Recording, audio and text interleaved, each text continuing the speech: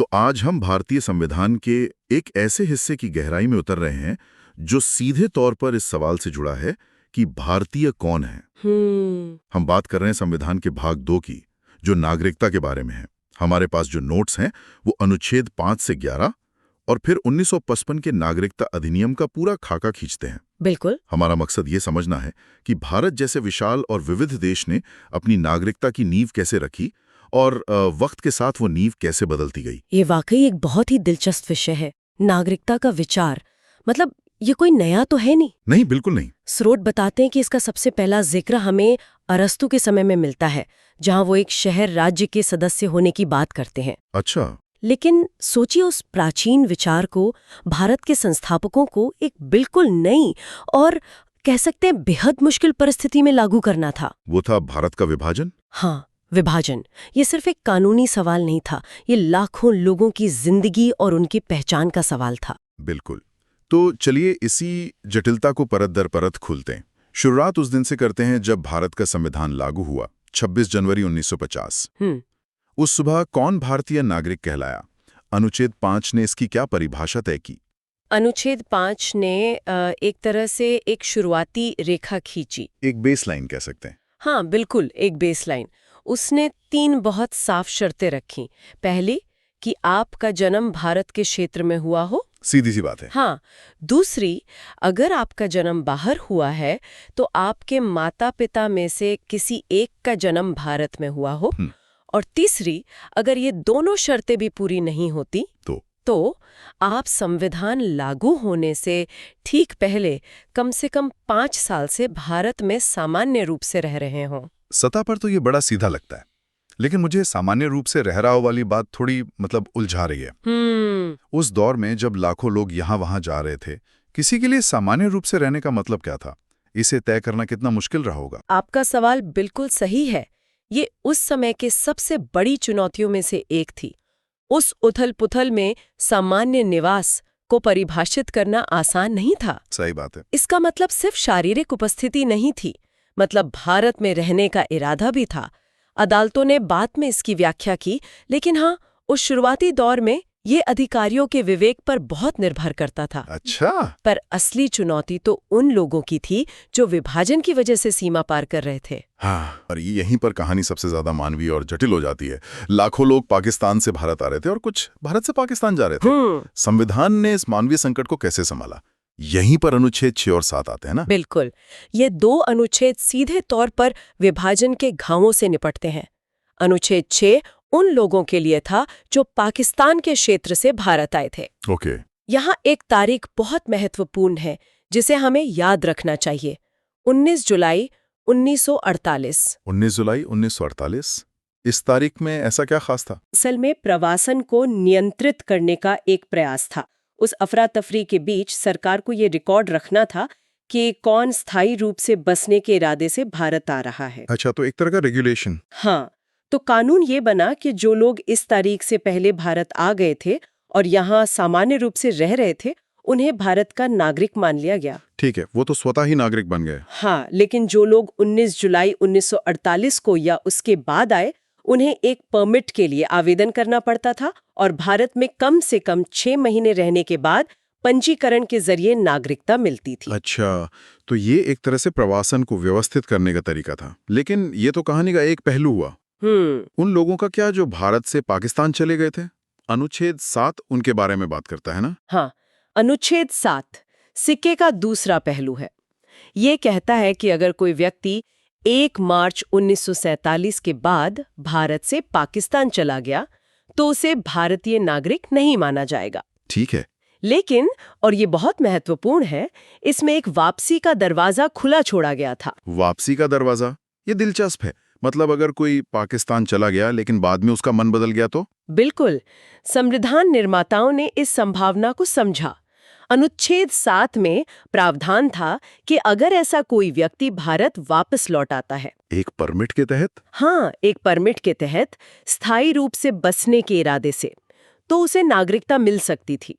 प्रक्रिया वही थी जो 19 जुलाई 1948 के बाद आने वालों के लिए थी। मतलब 6 महीने भारत में रहना और फिर पंजीकरण। बिल्कुल, ये उस समय की अनिश्चितता को दिखाता है कि शायद कई लोग ये तय नहीं कर पा रहे थे कि उनका भविष्य कहाँ है। ये तो हो गई विभाजन की बात, लेकिन भारतीय तो दुनिया भर में फैले हुए थे। उनके और उनके बच्चों के लिए क्या सोचा गया? और क्या कोई व्यक्ति एक ही समय में भारत और किसी दूसरे देश दोनों का नागरिक हो सकता था? बहुत अच्छे सवाल हैं। अनुच्छेद 8 ने विदेश में रहने वाले भारतीय मूल के लोगों का ध्यान रखा। कैसे? इसने कहा कि अगर कोई व्यक्ति या उसके माता-पिता या दादा-दादी भारत में पैदा हुए थे और वो विदेश में रह रहा है, तो वो वहाँ के भारतीय दूतावास में पंजीकरण कराकर भारतीय नागरिक बन सकता है। अच्छा। और आपके दूसरे सवाल का जवाब अनुच्छेद 9 में है, जो एक बहुत बड़ा सिद्धांत स्थापित करता है, एकल नागरिकता। एकल नागरिकता यानी सिंगल सिटीजनशिप। हाँ, मतलब अगर आप भारतीय नागरिक हैं और आपने अपनी मर्जी से किसी और देश की नागरिकता ले ली, तो आपकी भारतीय नागरिकता उसी समय खत्म हो जाएगी। आप एक साथ 2 पासपोर्ट नहीं रख सकते। बिल्कुल नहीं। ये विचार हमने ब्रिटिश मॉडल से लिया है। तो इसका मतलब ये हुआ कि संविधान ने नागरिकता की समस्या का एक तरह से फर्स्ट एड किया, खासकर विभाजन के घावों को भरने के लिए। हाँ, कह सकते हैं। लेकिन भविष्य के लिए एक स्थायी व्यवस्था बनाने का काम किसके पास था? यहीं पर अनुच्छेद 11 की भूमिका आती है। संविधान निर्माताओं ने ये माना कि नागरिकता एक गतिशील मुद्दा है और भविष्य में इसके लिए नए कानूनों की जरूरत पड़ेगी। सही बात है। इसलिए अनुच्छेद 11 ने यह शक्ति पूरी तरह से भारत की संसद को दे दी और जैसा कि हमारे नोट्स में भी लिखा है, यह जिम्मेदारी गृह मंत्रालय के अधीन आती है। और इसी शक्ति का इस्तेमाल करके संसद ने 1955 में नागरिकता अधिनियम बनाया। हाँ, जो आज भी हमारे नागरिकता कानूनों की रीढ़ है। चलिए अब इस 1955 के अधिनियम पर आते हैं। तो संविधान ने नींव रखी और इस कानून ने उस पर एक पूरी इमारत खड़ी की। बिल्कुल। नोट्स के मुताबिक ये अधिनियम नागरिकता पाने के 5 तरीके बताता है। हाँ, 5 तरीके। पहला और सबसे स्वाभाविक तरीका है जन्म से, बाय बर्थ। जन्म से? शुरुआत में 26 जनवरी 1950 के बाद भारत की धरती पर पैदा होने वाला हर व्यक्ति भारतीय नागरिक बन जाता था। इसे जस सोली या धरती का अधिकार कहते हैं। ये तो एक बहुत ही उदार नीति थी। बहुत उदार। लेकिन आपने कहा थी। हाँ, मतलब इसमें बदलाव हुआ है। हाँ, और ये एक बहुत बड़ा बदलाव था। 80 के दशक तक आते आते कुछ राज्यों, खासकर असम में अवैध आप्रवासन को लेकर चिंताएं बढ़ने लगी। इसी के चलते 1986 में कानून बदला गया और कहा गया कि जन्म के समय माता-पिता में से किसी एक का भारतीय होना जरूरी है। अच्छा, एक शर्त जोड़ दी गई। हाँ, फिर 2003 में इसे और सख्त किया गया। अब नियम यह है कि भारत में पैदा हुए बच्चे को नागरिकता तभी मिलेगी जब उसके दोनों माता-पिता भारतीय हों या एक भारतीय हो और दूसरा अवैध प्रवासी ना हो। तो हम एक तरह से जस सॉली से जस सैंग्विनिस यानी रक्त के अधिकार की तरफ बढ़ गए। बिल्कुल सही। ठीक है, तो ये तो उन लोगों के लिए है जो भारत की धरती पर पैदा हुए, लेकिन उन लाखों भारतीयों का क्या जो दुनिया भर में फैले हुए थे? उनके बच्चे भारतीय कैसे बन सकते थे? यहीं पर वंश के आधार पर नागरिकता का सिद्धांत आता होगा। बिल्कुल। दूसरा तरीका है वंश के आधार पर, बाय डिसेंट। ये उन लोगों के लिए है जो भारत के बाहर पैदा हुए हैं। ओके। दिलचस्प बात यह है कि शुरुआत में ये कानून सिर्फ पिता के वंश को मान्यता देता था। सिर्फ पिता के? हाँ, यानी अगर आपका जन्म विदेश में हुआ है और आपके पिता भारतीय हैं, तभी आप नागरिक हो सकते थे, माँ के भारतीय होने से नहीं। ये तो लैंगिक भेदभाव लगता है। था, और इसी को 1992 में एक संशोधन के जरिए ठीक किया गया। अच्छा। उस बदलाव के बाद माँ या पिता किसी के भी भारतीय होने पर उनके बच्चे को भारतीय नागरिकता मिल सकती थी। ये तो बहुत जरूरी बदलाव था। हाँ, ये एक छोटा सा बदलाव लग सकता है, लेकिन ये भारत में महिलाओं के अधिकारों के लिए एक बड़ी जीत थी। इसने पहली बार माँ और पिता को नागरिकता के मामले में बराबरी का दर्जा दिया। बहुत खूब। अब अगले 2 तरीकों पर आते हैं, पंजीकरण और देशीकरण। ये दोनों सुनने में काफी एक जैसे लगते हैं। इनमें असल में फर्क क्या है? ऐसा लगता है कि दोनों में लंबे समय तक भारत में रहना जरूरी है। ये एक आम उलझन है, लेकिन दोनों में एक बुनियादी फर्क है। पंजीकरण यानी बाय रजिस्ट्रेशन मुख्य रूप से उन लोगों के लिए है जो भारतीय मूल के हैं। अच्छा, जिनका कोई इंडियन कनेक्शन हो। हाँ, जैसे कोई व्यक्ति जिसके माता पिता या दादा दादी भारतीय थे और वो अब भारत में बसना चाहता है। इसके लिए उसे आवेदन करने से पहले कम से कम 7 साल भारत में रहना होता है। 7 साल? और देशीकरण? चौथा तरीका देशीकरण यानी बाय नेचुरलाइजेशन।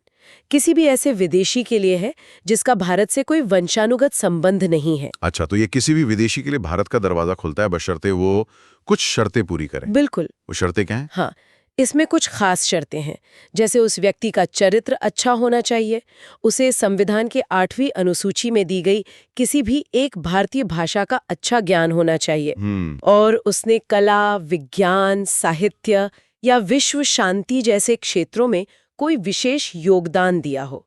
साथ ही आवेदन से पहले उसे एक लंबा समय, करीब 10-12 साल भारत में रहना होता है। और अब पांचवा और आखिरी तरीका, अर्जित भूमि द्वारा। इसका क्या मतलब है? पांचवा तरीका है अर्जित भूमि द्वारा, बाय इनकॉर्पोरेशन ऑफ टेरिटरी। इसका सबसे अच्छा उदाहरण है सिक्किम, जैसा कि नोट्स में भी लिखा है। हाँ। जब 1975 में सिक्किम का भारत में विलय हुआ तो वहां के सभी निवासियों को एक सरकारी आदेश के जरिए भारतीय नागरिकता दे दी गई। अच्छा। भविष्य में भी अगर कोई नया क्षेत्र भारत का हिस्सा बनता है तो वहां के लोगों को इसी तरीके से नागरिकता दी जाएगी। तो नागरिकता पाने के तो ये 5 विस्तृत तरीके हो गए, लेकिन क्या भारतीय नागरिकता छीनी भी जा सकती है या छोड़ी जा सकती है? नोट्स में इसके 3 तरीकों का जिक्र है। हाँ, नागरिकता समाप्त होने के भी 3 तरीके हैं।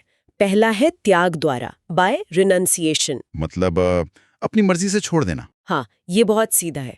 कोई भी वयस्क भारतीय नागरिक अपनी मर्जी से एक घोषणा करके अपनी नागरिकता छोड़ सकता है। दूसरा तरीका तो शायद वही है जिसकी हमने पहले बात की थी, अनुच्छेद 9 के तहत। बिल्कुल। दूसरा है बर्खास्तगी द्वारा, बाय टर्मिनेशन।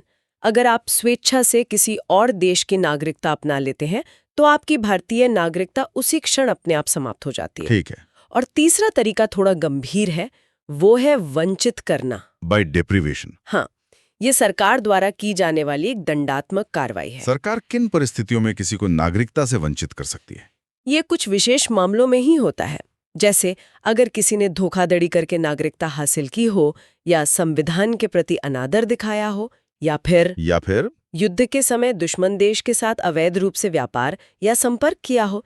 इन मामलों में एक पूरी प्रक्रिया के बाद सरकार किसी व्यक्ति की नागरिकता रद्द कर सकती है। तो कुल मिलाकर देखें तो भारतीय नागरिकता की ये कहानी अरस्तु के एक अमूर्त विचार से शुरू होती है, फिर विभाजन की आग से गुजरकर संविधान में एक आकार लेती है, और आखिर में 1955 के अधिनियम के साथ एक विस्तृत और कह सकते हैं विकसित होने वाले कानूनी ढांचे में ढल जाती है। बिल्कुल। ये साफ है कि इसमें संसद और गृह मंत्रालय की भूमिका केंद्रीय है। और ये एकल नागरिकता का सिद्धांत जो ब्रिटेन से लिया गया है, आज भी भारतीय नागरिकता कानून का मूल आधार है। इसका गहरा मतलब है ना? हाँ, इसका गहरा मतलब है एक भारतीय नागरिक पूरे देश का नागरिक है, न कि किसी विशेष राज्य का, जैसा कि अमेरिका जैसी कुछ संघीय प्रणालियों में होता है। सही बात है। यह नागरिक को सीधे तौर पर राष्ट्र से जोड़ता है और एक साझा राष्ट्रीय पहचान को मजबूत करता है। इन सभी जानकारियों पर, मतलब इन सब पर सोचते हुए एक सवाल मेरे मन में घूम रहा है। पूछिए। हमारे नोट्स और हमारी बातचीत से ये साफ है कि समय के साथ जन्म से नागरिकता के नियम वो लगातार सख्त होते गए हैं। हाँ, ये तो है। 1950 के उदार नियम से लेकर 1986 और फिर 2003 के कड़े नियमों तक, ये सोचने पर मजबूर करता है कि वो कौन से सामाजिक या राजनीतिक कारक होते हैं जो किसी भी राष्ट्र को अपने यहाँ जन्म लेने के आधार पर नागरिकता को, जो कि अपनेपन का सबसे मौलिक आधार है, उसे फिर से परिभाषित करने के लिए प्रेरित करते हैं।